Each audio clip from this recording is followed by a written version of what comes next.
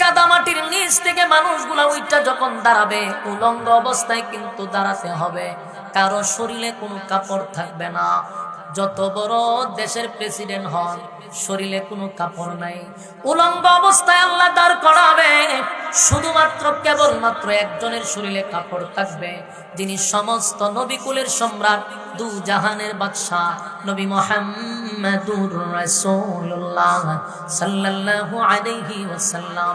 আমার নবীকে আল্লাহ হাসরের মাঠে কাপড় পরিধান করাবে, এমনকি জান্নাতি পোশাক পরাইয়া হাবিবে কিবরিয়াকে হাসরের মাঠে জিবরাইল দাঁড় করাবে। আমার নবী ছাড়া কারো শরীরে কোনো কাপড় থাকবে না, উলঙ্গ অবস্থায় দাঁড়াবে। বাইরে আসছিলাম উলঙ্গ অবস্থায়, আবার আল্লাহ দাঁড় করাবে উলঙ্গ অবস্থায়। শুধু আমার নবীকে আল্লাহ জান্নাতের পোশাক পরাবে, জান্নাতি পোশাক পরায়া দাঁড় করাবে। আমার যুবক ভাইরা, আর নবী ছাড়া কারো শরীরে কোনো কাপড় থাকবে না। এই বিষয়টা নিয়ে আম্মা জান আয়েশা সিদ্দিকা রাদিয়াল্লাহু তাআলা আনহা নবীকে জিজ্ঞাসা করছিল, পয়গম্বর, হাসরের মাঠে কি সবাই উলঙ্গ হইয়া দাঁড়াইব?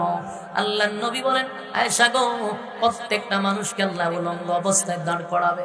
আম্মা জান আয়েশার চেহারাটা মলিন হইয়া নবীর দিকে তাকায়া বলে, ওগো নবীজি, আমরা না উম্মতের মা, আপনি নবীর স্ত্রী, এই হাসরের মাঠে আমাদেরকেও উলঙ্গ অবস্থায় দাঁড় করাবে। এই লজ্জা কোথায় রাখবো? এই লজ্জা কিভাবে ঢাকবো? আল্লাহর নবী বলেন, আয়েশা রে, এটা দুনিয়া না, দুনিয়া না, এটা কঠিন একটা জায়গা। সেই জায়গাতে কে উলঙ্গ, কার শরীরে কাপড় আছে গো, কার শরীরে কাপড় নাই, এটা তো দেখার সময় নাই। মানুষ সবাই উঠার সাথে সাথে বলবে, ইয়া রাব্বি নফসি নফসি নফসি। আল্লাহ, আমার কি উপায় হবে? আমার কি উপায় হবে? আদম নবী থেকে নিয়া ঈসা রূহুল্লাহ পর্যন্ত সমস্ত নবী রাসূল যাদের কোনো গুনাহ নাই, নবীরা হলো মাসুম। আহলে সুন্নাত ওয়াল জামাতের আকীদা হলো কোন নবীরা গুনাহ করে নাই, সব নবীরা মাসুম। সেই মাসুম নবীরা পর্যন্ত বলবে, ইয়া রাব্বি নফসি, ইয়া রাব্বি নফসি। আল্লাহ, আমার কি উপায় হবে? আমার কি উপায় হবে? ও আয়েশা, সেদিন কি তোমার দিকে কেউ তাকাবে? তুমিও কি কারো দিকে তাকাবে না? সেদিন মানুষ হাসরের মাঠে কাদা মাটির নিচ থেকে যখন ওইটা দাঁড়াবে, মানুষ পাগলের মতো ছোটাছুটি করতে থাকবে আর বলবে, ইয়া রাব্বি নফসি নফসি নফসি। আল্লাহ, আমার কি উপায় হবে? ওই যে মানুষ উপরের দিকে তাকাইব, 1000 বছর চলে যাবে, একবারও নিচের দিকে তাকায়া দেখার সময় পাবে না। বড় ভয়ানক একটা অবস্থা। এই মানুষ আতঙ্কে থাকবে গো। সেদিন আল্লাহর তর্জন গর্জন শুরু হবে, তর্জন গর্জন শুরু হবে। সেদিন হিসাব নিকাশের দিন। আল্লাহ হবে মালিক ইয়াউমিদ্দিন।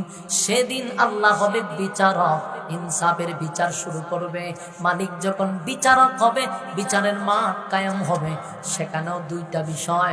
একটা হলো যারা দুনিয়ার জমিনে আল্লাহর হুকুম নবীর তরিকায় জীবন যাপন করছে, তাদেরকে নবীর বরকতি হাতের পানি পান করাইয়া আল্লাহ আরশের ছায়ার নিচে বসার সুযোগ করে দিবে। আর কিছু মানুষ রোদের তাপে মাথার মগজগুলি গলে গলে পড়তে থাকবে, আর জিহ্বাটা কুকুরের মতো বাহির হয়ে যাবে, পানির পিপাসায় কলিজা ফেটে যাবে। মানুষগুলি দৌড়াদৌড়ি করতে থাকবে, ছোটাছুটি করতে থাকবে। কারণ হাসরের মাঠে 3টা সময় হলো সবচেয়ে ভয়ানক, সবচেয়ে ভয়ঙ্কর, সবচেয়ে আতঙ্কের সময়। এই 3টা সময় গোটা হাসরের মাঠে সবচেয়ে ভয়ঙ্কর, সবচেয়ে আতঙ্ক। 3টা সময়। একটা হলো এই আমল নামা যখন দিবে, এটা কি বাম হাতে দিবে না ডান হাতে দিবে, এই চিন্তায় মানুষ বৃদ্ধ হয়ে যাবে, এই চিন্তায় মানুষ অস্থির হয়ে যাবে। কারণ কার ডান হাতে আসবে, কার বাম হাতে আসবে, এই চিন্তায় মানুষ পাগলের মতো হয়ে যাবে। কারণ এমন একটা পরিস্থিতি শুরু হবে রে, যখন কাউকে বাম হাতে আমল নামা দেওয়া হবে। আপনি তো দেখতেছেন যে একজনকে বাম হাতে আমল নামাটা দিছে, এই যে দেওয়ার সিস্টেম দেখে অনেকের কলিজা শুকায়া যাবে। মানুষকে স্বাভাবিকভাবে বাম হাতে আমল নামা দিবে না। অনেক সময় বলা হয়েছে বাম হাতটারে বুক বরাবর ঢোকাবে, ছিদ্র করে টেনে হেসড়ে পিছন দিকে বাহির করা হবে। এই বাহির করার পরে গার মাথা থাকবে সামন দিকে, এটারে মুসরাইয়া গার নিবে পিছন দিকে। কি বুঝলেন? সেদিন মরবেন না। মনে করতেছেন যে মরিতে যাব না, মরণ নাই, মরণ নাই, মরণ নাই, মরণ নাই। জাহান্নামেও মরণ নাই, জান্নাতেও মরণ নাই। মরণ বস্তু নামক জিনিসটারে আল্লাহ মাইরা ফলাইব। আর কোনো দিন মরবেন না। জাহান্নামে গেলেও মরবেন না, জান্নাতে গেলেও মরবেন না। এই মানুষগুলার ঘাড়গুলি ভেঙে পিছন দিকে নেওয়া হবে রে, কলিজাটা মাঝখান দিয়ে ফাটাইয়া তারপরে হাতটা ঢুকাবে। এই পরিস্থিতি যদি আমি আপনি দেখি, বলুন আমাদের অস্তিত্ব থাকবে? এই জন্য আমল নামা দেওয়া নেওয়ার সময় সবচেয়ে ভয়ঙ্কর একটা সময়, কার ডান হাতে আসে কার বাম হাতে আসে, এই চিন্তায় মানুষ অস্থির হয়ে যাবে, মানুষ পাগল পাড়া হয়ে যাবে, আর বলতে থাকবে ইয়া রাব্বি নাফসি নাফসি নাফসি। আল্লাহ আমার কি উপায় হবে, আমার কি উপায় হবে? শুধু এতটুকু নয় গো, একদিকে এরকম অবস্থা, অন্যদিকে জাহান্নাম ওইদিকে আওয়াজ করবে, গর্জন দিবে, তর্জন করবে। জাহান্নামও আওয়াজ করতে থাকবে, আল্লাহ আমার পেটে প্রচন্ড খিদা, নাফরমানদেরকে আমার পেটের ভিতরে ঢুকায়া দেন। জাহান্নাম তর্জন গর্জন করবে, আল্লাহ বলবেন জাহান্নামকে আটকা। জাহান্নামকে ফেরেশতারা, হাজার হাজার ফেরেশতারা জাহান্নামকে শিকল দিয়া বেঁধে রাখবে, কিন্তু জাহান্নামকে আটকে রাখতে পারে না। জাহান্নাম জাহান্নামীদেরকে ধরার জন্য অন্যদিকে একটা তর্জন গর্জন শুরু করবে, আর ওইদিকে মানুষ দেখতে থাকবে, কারো হাতে ডান হাতে, কারো বাম হাতে। পরিস্থিতিটা এতটা ভয়ানক হবে, এতটা ভয়ানক হবে, কারণ আল্লাহ যেদিন বিচার করবে সেদিন কোনো বেইনসাফি বিচার করবে না। মালিক যখন বিচার করবে সেটাই হবে ইনসাফের বিচার। বলুন সেখানে কোনো বেইনসাফি হবে? কথা হয় না। বিচারকের সাক্ষীর দরকার নেই। আমরা বাংলাদেশে যে কোনো জায়গায় বিচার করতে হলে উকিল লাগে, সাক্ষী লাগে, ঠিক না বেঠি? একজন অপরাধীকে অপরাধী বানাইতে গেলে সাক্ষী প্রমাণ যথেষ্ট, উকিল লাগে। কিন্তু আল্লাহ যখন বিচার করবে সেখানে অন্য কেউ আপনার বিরুদ্ধে, আপনার পক্ষে সাক্ষী দেওয়া লাগবে না। আল্লাহ আপনার মুখটাকে বন্ধ করে দিবে, হাতগুলা কথা বলবে, পা গুলা কথা বলবে, সবকিছু যখন আপনার বিরুদ্ধে চলে যাবে আপনি শুধু তাকায়া থাকবেন, কারণ মুখ বন্ধ। হাত কথা বলবে গো, পা গুলি কথা বলবে। এই ওয়াজ যখন আজ থেকে 30 বছর আগে কেউ করতো, আমরা শুনতাম, মাঝে মধ্যে চিন্তায় পড়ে যেতাম, হাত আবার কেমনে কথা হয়, পা কেমনে কথা হয়, মাথায় ধরতো না। চিন্তায় পড়ে যেতাম কিভাবে হাত কথা বলে, পা কথা বলে। কিন্তু প্রযুক্তি এতটা আপডেট হইল, এতটা উন্নত হলো, এখন কিন্তু আমরা ধারণা করতে পারি যে আল্লাহ কিভাবে হাত দিয়া কথা বলাবে। দেখেন না, AI বাইর হইয়া গাড়িও কথা হয়, ঠিক না বেটি? জুতায় কথা হয়, বাদামে কথা হয়, খেলনায় কথা হয়, সবকিছুই কথা হয়। কথা হয় না? সব যদি কথা বলতে পারে AI দিয়া, প্রযুক্তির মাধ্যমে যদি বোঝানো যায় কারো হাত নাই, AI হাত লাগায় দেয়, পা নাই ভাও লাগায় দেয়, ঠিক না বেটি? তাহলে এটা আল্লাহ তাআলার একটা কুদরতের নিদর্শন। মানুষ তোমরা বুঝো, দুনিয়ার মানুষ যদি এই প্রযুক্তি দিয়া এমনটা করতে পারে, তাহলে আমি আল্লাহর মেধা, আমি আল্লাহর পক্ষ থেকে যে মেধা তোমরা পাইছ, সেই মেধা দিয়া যদি এতটুকু পর্যায়ে মানুষ যেতে পারে রে, আমার আল্লাহর কাছে প্রযুক্তি কি পরিমাণ আছে। সুবহান আল্লাহর দেওয়া মেধা পাইবে। আমরা যদি এত কিছু আবিষ্কার করতে পারি, আমার মালিকের কি আবিষ্কারের অভাব করব? কথা দিয়ে হইল না। তাহলে এখন চিন্তা করেন, হাত কিভাবে কথা বলবে, পা কিভাবে কথা বলবে। আল্লাহ বলেন জমিন কথা বলবে, জমিনও কথা বলবে।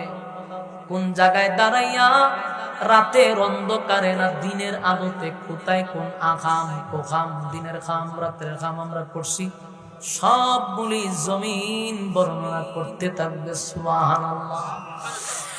বাঁচার সুযোগ নাই। অপরাধী নিজেই বলবে, অপরাধী নিজেই বলবে আমার মালিক আমার উপরে বেইনসাফি করে নাই। কথা কি বুঝতেছেন? হয় কথা বুঝিনি? জীবনে শুনছেন আমরা দেশে যদি কোনো বিচার করে, বিচারকের অপরাধী বলতে শুনছেন যে না, আমার যে বিচারটা করছে বিচারক ঠিকই করছে। কি কথা বলছে? দুই কথা শুনছেন নি জীবনে? বলে যদিও বিচারক আমার জুতাটা বেরিয়েছে কিন্তু বিচারটা একবার খারাপ করছে, বলছি এরকম। কারণ অপরাধীর কাছে বিচারকরে পছন্দ হয় না। কোন বিচারক যদি সঠিক বিচারক করে অপরাধীর কাছে সে ভালো হয় না। বিচারকের কাছে কোন অপরাধী ভালো হইতে পারছে কেন? তার বিরুদ্ধে যখন রায় চলে যায় তার কাছে ভালো হইতে পারে না। কিন্তু হাসরের মাঠে হবে ব্যতিক্রম। আল্লাহ যখন বিচার করবে অপরাধীরা এটা স্বীকার করবে যে না, মালিক আমাদের উপরে যে বিচার করছে কোন বেইনসাফি করে নাই। সুবহানাল্লাহ থাকলে কইতে পারবে না, আসেনি সুবহানাল্লাহ থাকলে কইবেন, না থাকলে কইতে হবে। দেখেন অপরাধী নিজে বলতেছে যে আমাদের উপরে যদি জাহান্নামী হয় তারপরও বলবে যে না, বিচার করছে ইনসাফে, বেইনসাফি করে নাই। কারণ আপনার রাতের অন্ধকারে কি করছেন, দিনের আলোতে কি করছেন, সবগুলা সেদিন আপনার চোখের সামনে তুলে ধরা হবে। আমরা যেমন এখন বয়ান করতেছি, আমার বাচন ভঙ্গি সহ কথা সহ এগুলা ভিডিও করা হচ্ছে। আমি কালকে যদি বলি যে না ভাই আমি তো কথাগুলি বলি নাই, সাথে সাথে ভিডিও ওপেন করে বলবেন এই মিয়া দেখেন কি তা কইছেন, আপনি খালি কইছেন না, আপনি কয়বার হাত মারাইছেন, কয়বার কি করছেন, আমরা সব রেকর্ড করে রাখছি। বাঁচার সুযোগ আছে? সুযোগ নেই। ঠিক আল্লাহর দেওয়া মেধা দিয়া যদি দুনিয়াতে আমরা বাঁচতে না পারি তাহলে আল্লাহর কাছে কি পরিমাণ প্রযুক্তি, মানে বাঁচবেন কেমনে? আপনি রাতের বেলায় কোন জায়গায় কি করছেন, দিনের বেলায় কি করছেন, সবগুলা রেকর্ড হচ্ছে কি হয় নাই? দুই কাছে দুইটা ফেরেশতা আছে, এগুলা সিসি ক্যামেরা, কুদরতি সিসি ক্যামেরা। যদি আমরা দেখি না কিন্তু সব ভিডিও হচ্ছে। আপনার জন্ম থেকে নিয়ে মৃত্যু পর্যন্ত এ টু জেড যা করছেন সবগুলার একটা ক্যাসেট আছে। সেদিন আপনার সামনে এগুলো ওপেন করা হবে। আপনি কোনো কিছু অস্বীকার করবেন সাথে সাথে ভিডিও ওপেন। অস্বীকার করার সুযোগ আছে? বিচারক স্বয়ং আল্লাহ নিজে। আল্লাহ বলছে ইনসাফের বিচার করবে। আল্লাহ যখন ইনসাফের বিচার করবে তখন সমাজের যত বেইনসাফি বিচারক আছে একটাও বাঁচতে পারবে না, সবগুলা ধরা পড়বে। আমার কথায় কি আপনারা বেজার হইছেন? এখন বর্তমানে বেইনসাফি বিচারক আসেনি সমাজে, বেইনসাফি বিচার করে না। এই বিচারকরা সেদিন আল্লাহর সামনে ধরা পড়বে। এই জন্য শুধু হাইকোর্ট আর বড় বড় কোর্টের বিচারক না, গ্রামগঞ্জে একটা বিচার হয়, এটার নাম হইল সালিশ দরবার। মাতব্বর সর্দার কন্যা আপনারা না, মাতব্বর ওই মাতব্বর সর্দার, এরার বিচার হইলো গ্রামগঞ্জে। এরার বিচার কোথায়? গ্রামগঞ্জে। এখান থেকে এরা পলিটিক্স করে। গ্রামের বিচারের মধ্যে দুর্নীতি আছে, আছে না নাই?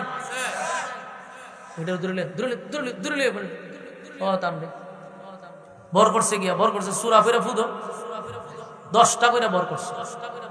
হ্যাঁ, কথা কি বুঝতেছেন?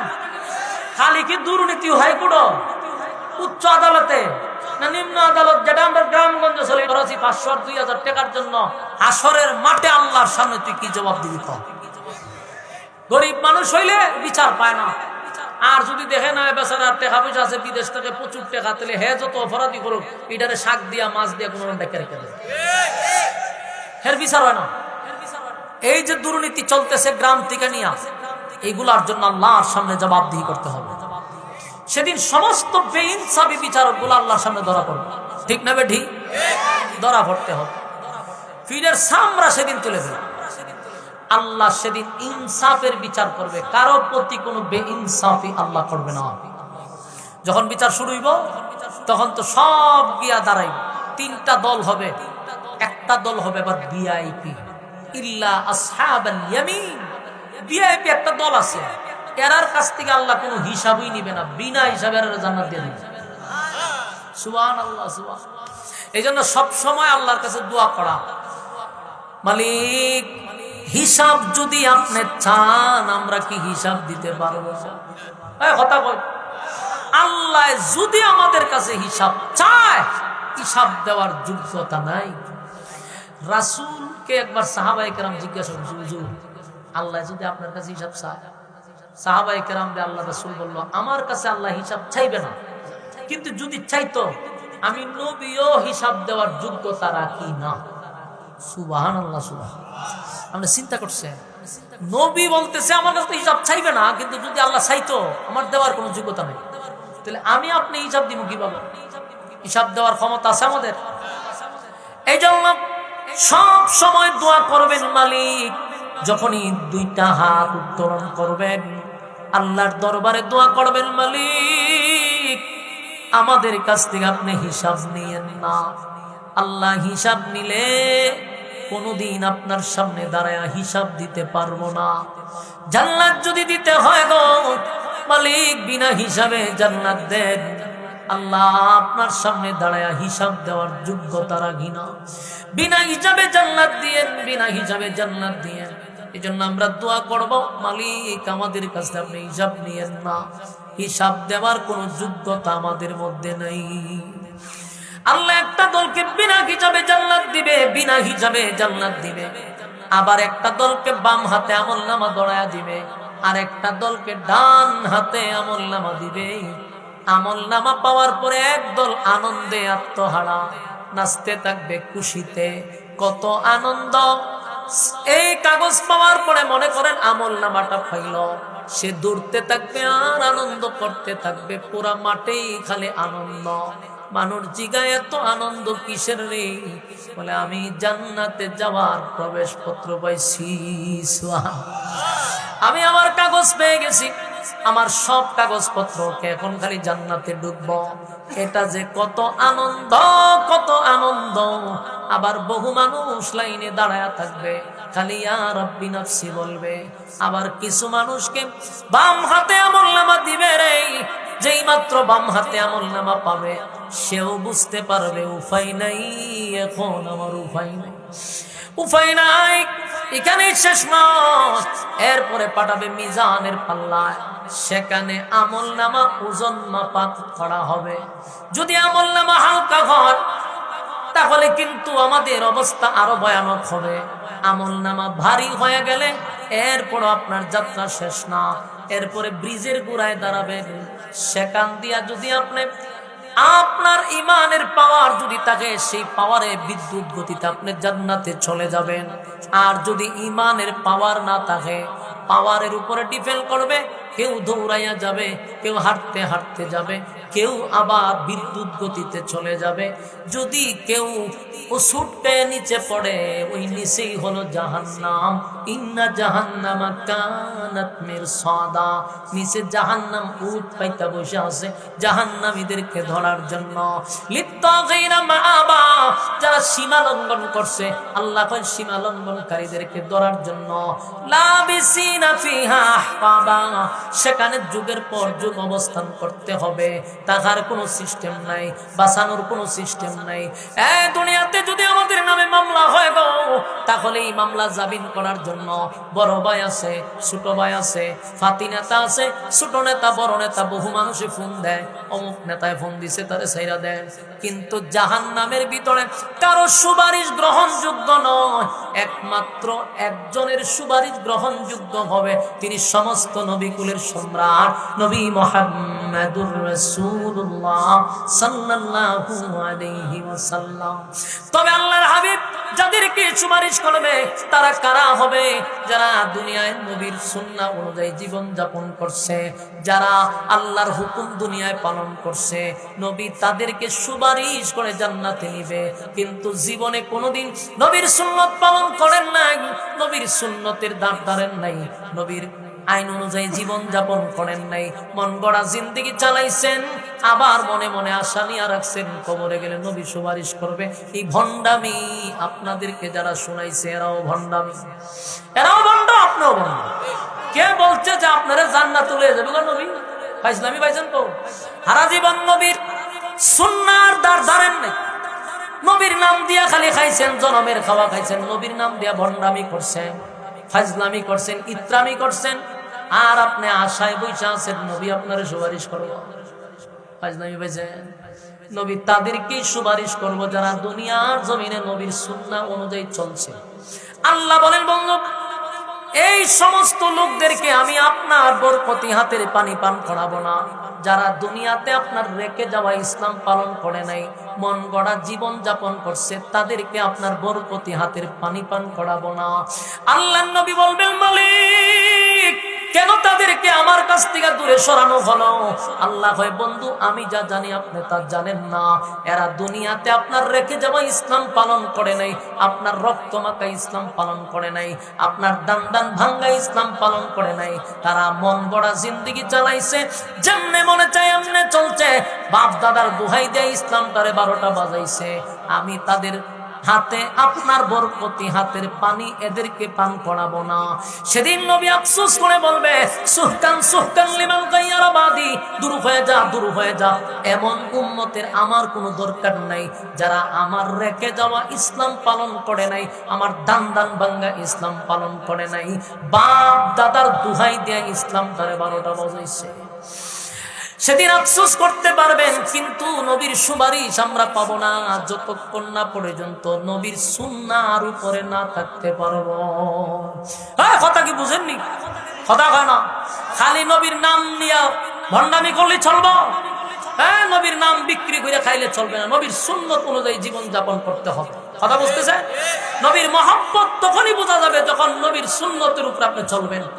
হ্যাঁ, খালি নবীরে ভালোবাসি ভালোবাসি স্লোগান দিলে চলবে না। নবীরে গালি দিলে আপনার প্রতিবাদ নাই, নবীর বিরুদ্ধে কথা বললে আপনার প্রতিবাদ নাই, আপনার আন্দোলন নাই, আপনার কোনো কাম কাজ নাই। আপনার একটা আন্দোলন আছে বছরে, আপনার বিরিয়ানি খাইতে আর জিলাপি খাইতে। এই বন্ডামি যেমন জাতির মানুষ বুঝছে, এইডি ফেরেশতাও বুঝে। ফিরার ছুড়ে দুনিয়াতে যেমন অপদস্থ আর ভণ্ড নাম আপনাদের নামের আগে লাগানো হয়েছে, হাসরের মাঠেও ভণ্ড হয়ে ফিরে। কথা ঠিক না বেঠিক? আল্লাহ আমাদেরকে নবীর সুন্নাহ অনুযায়ী জীবন যাপন করার তৌফিক দান করুক, সকলে বলে আমিন। নবীর প্রতিটা সুন্নত আপনি যখন পালন করবেন, আপনার নাম আর সুন্নি লাগানি লাগতো না, মানুষ আপনারা বলবে যে এই লোকটা সুন্নতওয়ালা। ঠিক না ঠিক? সাইনবোর্ড লাগানি দরকার আছে। আপনি যখন নবীর এতাআত করবেন, নবীর অনুসরণ অনুকরণ করবেন, আপনার দেখলেই বোঝা যাবে আপনি একজন সুন্নতওয়ালা। নাম সুন্নি লাগানি দরকার নেই।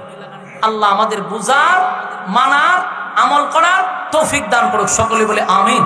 সম্মানিত সুধী, মহিষার এই দুলাল ভুইয়ার বাড়ির যুবক বৃন্দদের উদ্যোগে আর আজকের এই মাহফিল, আমি যতটুকু কথা বলছি যা লেখছে মৃত ব্যক্তিদের মাগফিরাত কামনায়, তাই আমিও চেষ্টা করছি আপনাদেরকে কবর নিয়া হাসন নিয়া কিছু কথা আপনাদের সামনে শোনানোর, সেটাই বলার চেষ্টা করছি।